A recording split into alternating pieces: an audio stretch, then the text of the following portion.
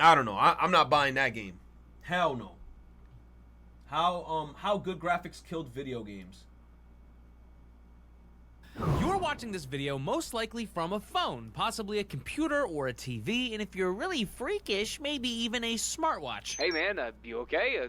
What are you doing here? Everything all right at home? But regardless of your chosen device, all of them are made up of a combination of red, blue, and green blips, tricking your stupid reptilian brain that what you're seeing is real, three-dimensional, and filled with millions of colors. And since gaming consoles and displays have grown and evolved over time, gaming has tried to keep up, and for decades it did, with enormous graphical leaps that would genuinely, instantly antiquate what came before it. And if you grew up in the 90s like me, you would have seen modern gaming evolve from this to this, and That's right, bro. I'm not gonna lie. I'm gonna say this shit again. Unk status tro talking now. Us millennials were in the best era because we got to see the shit go from pixel to polygons to then to the shit that we see today, and then like super buttery, like realistic today. But a lot of the kids that are growing up today, they starting off straight up with the finished product that what we're up to today. And I'm like, bro, y'all didn't see the evolution. Y'all weren't there when we went from the Game Boy Color to the Advance to then like the Nintendo DS and shit, or like just what from Super Nintendo, N64, GameCube, Wii, bro. Those jumps was ridiculous.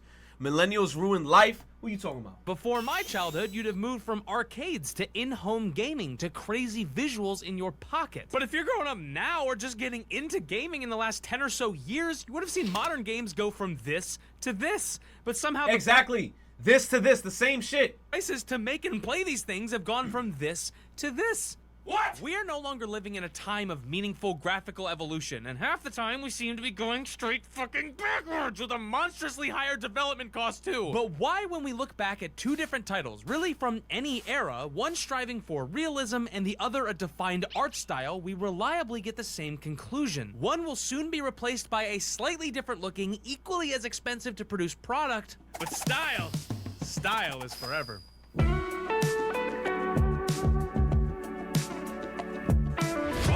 Ray tracing! I'm sorry, that seemed a little aggressive, but I'm being serious. We've spent years and millions of dollars trying to get reflections and lighting to look slightly better for a very small number of systems and hardware, and all we got was an unoptimized setting that half the time nukes your frame rate so you can take really pretty screenshots and play the game in an objectively worse manner. Hey, hi, why don't we put the same time and energy into researching a better optimization strategy so everyone can enjoy every... Damn! This isn't coming from someone that can't run it. I have a Top-of-the-line gamer PC, and still the first thing I do when I start a game is turn off motion blur and ray tracing. Wow, now it's actually a good game that runs and looks good. True. Check this out. Mario and Unreal Engine 5, out now! But the argument for or against this for me doesn't only come from a place of aesthetic, because I'm sure with time it'll eventually get better. It also comes from a financial one. The entire newly named... No, but then the thing is too, I know I keep on pausing with a lot of these games, is that I'm more of a person now where I'm like, the gameplay has to be fire. Like, you see this new game that just came out, right? Lost Souls aside, whatever the fuck it's called. People are like, the game looks pretty. But I feel like that game looks clunky as fuck. I don't know, bro. The traversal looks boring. A lot of the time, they're just going for like hyper realism. And then like shit, yes, it looks very good and realistic. But then it's like, is the gameplay fun? Is the mechanics fun? If the gameplay and mechanics is not fun, and if the frame rate is not fucking smooth. Because I feel like more than anything, as of late, I prioritize 100 times more. I just want a game moving smooth. Buttery smooth. Once I see frame rate dips, I'm instantly turned off. Once I see shit start dipping and I start seeing stutters, I'm like, what's going on? Why the fuck is my game lagging? My game should not be lagging. Once I start seeing lag, come on, bro. The criticism for the game is not the gameplay. You said when an optional gimmick gets forced and it makes a product less desirable.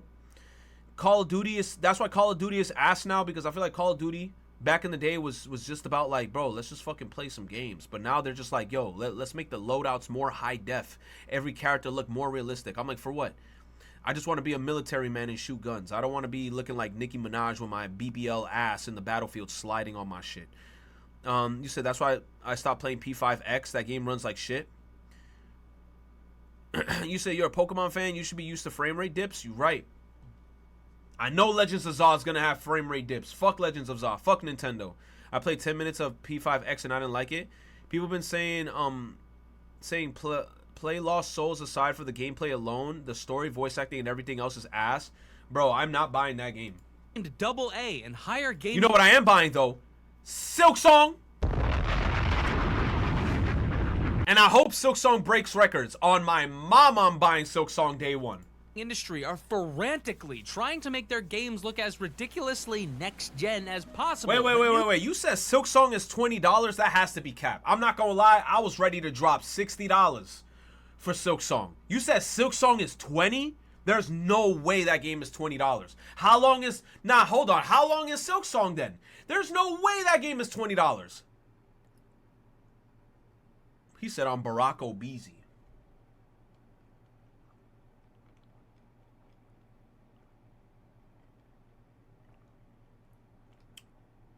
It's listed everywhere at $20. You know what then? Fuck it. If that game is that cheap, I'm getting a digital copy of the shit on my Steam Deck, and then I'm gonna buy a physical copy of that shit, probably for like, I don't know, my PS5. I'll probably get it physically for my PS5, get it digitally for my Steam Deck. Because, bro, and honestly, I hope that game is long. Or like just as long as Hollow Knight, or a little bit longer than Hollow Knight. Even completionist run. You said, can you buy me the game too then? Palpus, it's $20!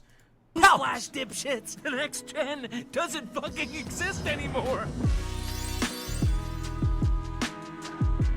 We've reached gargantuan levels of diminishing returns here, but we're somehow simultaneously chasing the dragon of progress with 100 times more money than ever before. Development costs have ballooned by tens of millions. That's one of the biggest issues too, development costs. When to this day, that shit blows my mind when they were like, yo, the latest Ratchet and Clank Rift Apart game, they were like, that shit was over like $200-300 million to make. I said, what?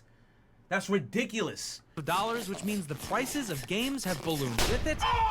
Everyone is frantically spending every resource for 1% improvements, and temp jobs, layoffs, and rotating doors are common in the gaming industry now. But I know I don't need to explain how horrible the current game development landscape is, but maybe you haven't considered some of the reasons as to why it exists. Many companies have fallen in love with the video part more than the game part. See, the AAA gaming industry loves marketing, often more than developing. They love flashy trailers, banner ads, slogans, catchphrases, and numbers on a screen that mean absolutely nothing because it allows them to pander to their shareholders. We are the future! They are the stupid... Oh man, the new AI-powered glunch board with 90 billion terashits of mega slot. You'll be blasting off at 14,000 frames of... What are you playing? It's a 2D Metroidvania that honestly could probably run on a Sega Saturn. It's unsustainable from the development to the marketing. Attempting to optimize your futuristic next-gen title for 1,000 different rigs and brands of hardware is a logistical nightmare. And the price of that nightmare is passed on to the consumer in either rising costs or broken games. Accessibility matters, optimization matters, video games... Look, at this point in gaming, we have to just go back. We have to just turn it back. We have to turn it down. We have to say, okay, fuck all this like RTX on hyper ray tracing reflective water and mirrors and shit. Dial it back. You said, can we stop criticizing the $1 million corpo? Leave them alone. Kless! Hades 2 is literally peak fiction. Yo, what's insane to me is that I bought Hades 2 the second I think it came out, as kind of like the version that it is right now, and I never booted it up because I was like, I wanted to get like the... I don't think I ever got a credits roll for Hades, because I think I have to beat Hades like 2-3 more times before I get like the credits roll. Because I beat him a bunch of times already, but then they're still telling me, oh, I gotta beat him another time. I gotta beat him another time with a different weapon. So once I get the credits, then I'll hop onto Hades 2. You say you gotta beat Hades like 10 times for the true ending. That's what's annoying. I think I beat it like 8 times already. 6 to 8 times. Were never supposed to cost hundreds of millions of dollars, but now... You said Ghost of Tsushima? I'm not gonna lie to you. I'm probably not. Like day one, Ghost of Tsushima, I'm not. I'm not. Because I got too much games in my backlog right now that I'm all playing at the same time. Like right now... What? like I'm playing Lies of P, which I enjoy. I'm replaying Hollow Knight. I'm watching a shit ton of anime. It's kind of like I got too much shit on my plate. I'm not buying Ghost day one. Expedition. Oh, yeah. Look, man, you guys already know. We should be striving for more innovative gameplay, ways to connect. You said, how do I get good at a Souls-like? Just play it. Just play Souls-like games. And then it's like slowly but surely you just start seeing like annoying patterns. People and push the boundaries on what makes a video game fun. Oh, but the trailer and the extremely curated gameplay reveal look so good, right? Look at the reflective puddles! Oh, fuck. I don't look at the bottles. Do not look at the bottle. Like video games, you know what else is also expensive to produce? Animation. And I actually like to pay my team and make sure that they have food. I did not say you could have 2 hot dogs! This video is sponsored by Crystal of Atlan and their new crossover with Digimon. What? Crystal of Atlan is a brand. Genshin Slop!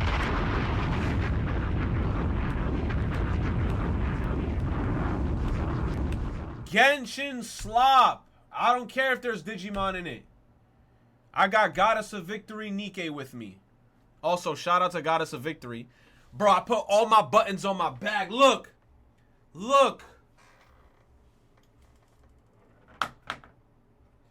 I put all my buttons.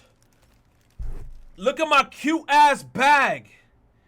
Bro, I'm gonna walk outside with this shit and I dare somebody to call me something mean. They're gonna be like, yo, you got this fruity ass bag on you? Leave me alone in my fruity ass bag, bro. Leave me alone with my cute ass. Yo, me outside with my Nikke bag. Yo, I got my waifus on my bag, man. Put some respect on my name, please. My gosh. Please. You said your bag's better than mine? Hey, man, it probably is. It probably is. I'm not gonna lie. You said that if I gotta pick with all the cosplayers? Hell no. Hell no. If you're talking about Anime Expo, I was in and out of there. But this year Anime Expo, not Anime Expo, this year Anime NYC, the Nikke booth, they did that shit perfectly. Perfectly. On Saturday, I showed up, there wasn't a single line. They had tablets out. I was on the tablet. It was like, what do you want? I picked the items that I want. I hit checkout. I tapped and paid. They told me, yo, when your order is ready, we're going to send you a text message. Not even 5 seconds after I paid, they sent me a text message. Yo, your order's ready. Come to the front and pick it up. I picked it up. Everything was there. They killed it this year. This year, they got to do the Nikke booth the way that they did it this year, every year or every time they come back to Anime NYC, because it was perfect. I had all my shit, got all my merch, like it was nothing. You said I saw the Bob Ross stand. It was peak. I didn't see that. But the Nikke booth this year was so good, bro. There wasn't even a line when I went on Saturday. I feel like that's how organized they were. They didn't even have a line. Like, I went in there, did the shit on the tablet, and I was in and out. I was even talking to the workers there. I said, yo, y'all did it so good this year. They were like, really? I was like, yes, bro, because I was like, 2 years ago, that shit was ass. I told it straight to them. I said, yo, 2 years ago, the way y'all had that Nikke booth, that shit was ass. I told him, I don't give a fuck. I don't care. I told him, I said, yo, terrible 2 years ago. Y'all had us playing fucking dumbass minigames and going around in a spiral. This year, that's how the hell y'all should do it, bro. Y'all killed it this year.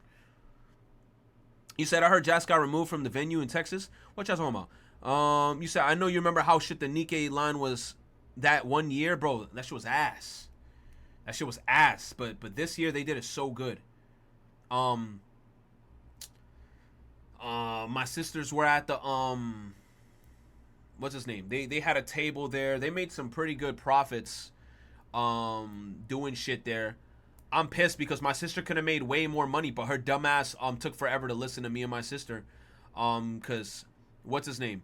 She made like a bunch of prints and charms for like other obscure ass animes and shows, and me and my sister were like, bitch, make Gachi Yakuta and or Dan shit, and people will buy it because those are the poppin' animes right now. And she was like, no, I'm gonna make merchandise of this, right? That shit barely sold. But all her Gachi Yakuta shit was selling like hotcakes. And then by the end of the con, me and my sister was looking at her like, yo, you would have made double the money if you just made more Gachi Yakuta shit and you locked in. You said obscure or you just don't know him. No, Afro, you know what it is? The obscure shit that they made barely sold. It barely sold. I saw how much of that shit they brought back. It barely sold. The Gachi Yakuta shit sold out. Sold out. So I was telling my sister, you should have made more Gachi Yakuta shit and Dandadan shit, because everybody at Anime NYC was dressed up as Momo, was dressed up as Okarun, and Gachi Yakuta is the shit that's popping off right now. But my sister made no Dandadan merch. My sister made like Castlevania merch. No Dandadan. She made Gachi Yakuta shit, and the Gachi Yakuta shit was selling out like hotcakes. You said if I saw Vamola? No, I didn't see any Vamolas. You said Gachi Yakuta was kind of mid? Hell no, not at Anime NYC. There was a lot of cosplayers dressed up as that. Gigi with the evil eye, I didn't see. I saw a lot of Seikos. Hot sexy grandma. Psh, I saw a lot of girls with that hair going up. Your friend was Seiko? Yeah, lots of Seikos. And lots of Momos. Can you cosplay as Seiko? I gotta be sexy to be Seiko, I can't lie. Solo or with a group, well-designed boss battles, competitive PvP, or just straight-up stylized, color-coded visuals and magic technology. Get this Genshin slap on my face! Impacted by inflation as much as you may think. In the 90s, PS1 games were $50, and Nintendo 64 games were often $60 to $70 fucking dollars. Fun fact, that's actually where the 64 comes from, because it was 64. Never mind. Adjusted for inflation, that would be like $100 to nearly $150 a pop for each game. Oh my god. Was goddamn clay fighter. Wait, hold up, this game rules. But the cost to make and market a game now is like nothing we've ever seen before. Halo 3's budget was around $50 million, and that included a world-class, one-of-a-kind marketing campaign that took the planet by storm. While Halo Infinite's was rumored to have a budget of nearly $500 million, a 1,000% increase. And as much as I truly love many aspects of that game, it released with a fraction of Halo 3's original content, and the marketing wasn't anything near Halo 3's. So where is the money going? Well, game dev teams are armies now. Keeping up with modern hardware is beyond difficult. The marketing world is wider and more saturated than ever. You said if I saw any physical ZZZ? games is becoming a detriment, and post-release support is now mandatory. This is why the prices of games are skyrocketing. Subscription-based models that allow companies to pre-plan budgets are getting more popular, and microtransactions and bleed pricing is getting more commonplace. And if we want all of these things to stop, I'm not kidding when I say games need to be smaller, look less good, and developers need to be paid more. Blockbuster franchises used to take a few years to make, if that. Now it takes a damn decade to make a single game because the expectations are so ludicrously high. That's why indie titles, stylized titles, innovative, weird titles are becoming so popular as of late. And yes, R&D is worth something. Yes, it's in our best interest to strive for better, and yes, we should always be trying to evolve our art. But can we wait until it's more fucking affordable? Oh my god. Nintendo, I feel, is a perfect example that encompasses all the good and bad here. Check this out. Nintendo launches an extremely affordable console that breaks nearly every record ever, but it runs on leapfrog hardware and a dream. Most of their games look extremely good, even on the weaker hardware, because again, a concrete style is worth far more than high-fidelity realism and graphics. But because of that same lacking hardware, some games run poorly or are forced to make optimization cuts, either in graphics or frame rate. So what does Nintendo do? They work on a second console, this time far more powerful than the last, one that can run modern-looking games but maintains the hybrid gimmick. This causes the price to jump up, and even though it's still on the mid-end of modern consoles, it's seen as greedy, despite gamers begging for this exact upgrade. But I don't like the price! Then why did you ask for it? Now, games being $70 to $80 is complete bullshit. It's not the highest we've ever seen by a long shot, but it's also obviously not the cheapest, and the new tariffs and trade war doesn't make things easier at all. Yo, time makes fools of us all. I remember this time, bro. Playing Pokemon like this was like such a time. Games were fine before millennials with the NBA made bigger games and milked their customers with their shitty live subscriptions. Klutz, aren't you a millennial? 2, if anything, I feel like us millennials popularize so much shit, and then if you notice like movies and video games, that's why they can't even make new IPs because they keep on trying to feed the millennials with a bunch of shit. They're too scared to work on new IPs because they know like that shit probably ain't even gonna sell. That's why they keep trying to make like a Toy Story 6, Toy Story 7, Toy Story 8, fucking Finding Nemo 4, Finding Nemo 5. I'm like, no, bro, just end the movies and make a whole new shit. Yo, Nep, what's up, man? Incredibles 3 is coming. What's up, Moana Maya? 4. It's just funny to blame everything on millennials. I ain't gonna lie, bro. I ain't gonna lie. Like, I'm trying to think in my head, like, I don't even know, bro. They keep trying to cater to millennials, though. That's why now, if you notice on TV, now they're trying to make every video game into a movie. They're like Sekiro, the movie. Mario, the movie. Zelda, the movie. Not everything is becoming a movie because they know, like, we have, like, some sort of attachment to it. But guess what? I ain't watching none of them shits in the theaters. I'm a yo-ho that shit the whole time. And I'm saying yo-ho just so I don't get hit by some type of lawsuit because y'all don't know what yo-ho means. I could be rapping. Yo-ho, I got a big-ass elbow. I could be rapping. You don't know what I'm saying. Pokemon the movie. They even made iCarly sequel. You unks did this. No, I didn't do shit. I don't give a fuck about iCarly. Why do old Pokemon sprites still ooze charm? But Yes, old Pokemon sprites ooze charm because they look better and they move and shit and they got more personality. These 3D models look fucking soulless and ugly as shit. 3D Pokemon games somehow looks worse than the last. Why are indie games coming out faster than ever, toppling AAA studios and claiming so many awards? How do these smaller gaming experiences, sometimes made by a single individual, garner such massive loving fan bases? Balatro, Vampire Survivors, Slay the Princess, Inscription, Animal Well, Pizza Tower, Blueprints. Because a refined art style will always age better than the skin pores of the month. Because you can tell an emotional story, no matter your poly count. And because bold and defined visuals let your game stand apart and speak for themselves no matter the budget. Just take a look at Expedition 33, a small team's first project, an outstandingly beautiful... I hope this game wins Game of the Year, even though I didn't complete it. I know somebody y'all always gonna bring it up in chat. Retro, you didn't complete it. I know. But I hope this shit wins Game of the Year just so all the other companies could get mad at it. Beautiful title that blends the two design philosophies together, sacrificing neither while making a visually distinct and affordable game. By the way, this is like one of the best games I've played in the recent decade. If it doesn't win Game of the Year, I might actually like lose my mind. And this isn't like nostalgia glaze either. This effect happens time and time again, and not just with modern indie games, the gaming industry as a whole. Look, Last of Us is an incredible game. No argument there. One of my favorites and obviously a very high fidelity and pretty game, especially for 2013. And by the way, do you want your brain to like fucking melt? Last of Us released a year before Dark Souls 2. Yeah, what? But do we really need to remaster The Last of Us so many times to the point? Nah, I agree. Talk your shit about that because I swear, if I see The Last of Us get remastered one more fucking time, you know what? I wouldn't even be surprised because they were already talking about the PS6. Watch them make a PS6 version of The Last of Us. The second that shit happens, bro, we gotta riot.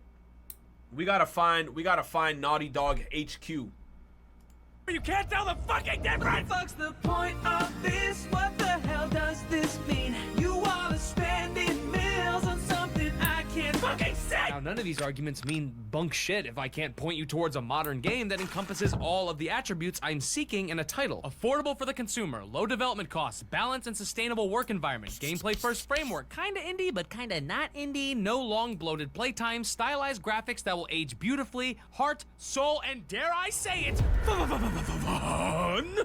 What the hell? A game's priority being fun? I give you one of the most innovative, impressive, and genuinely fun games ever created, where their unironically wasn't a 5-minute gap at any point where I wasn't smiling ear to ear.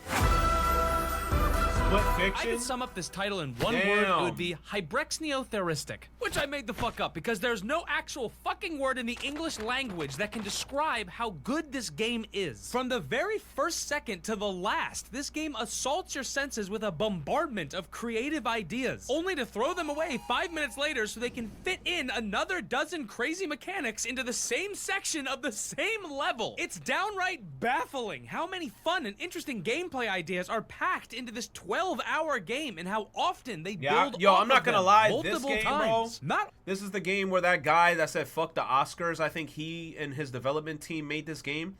I've only heard positive shit about this game.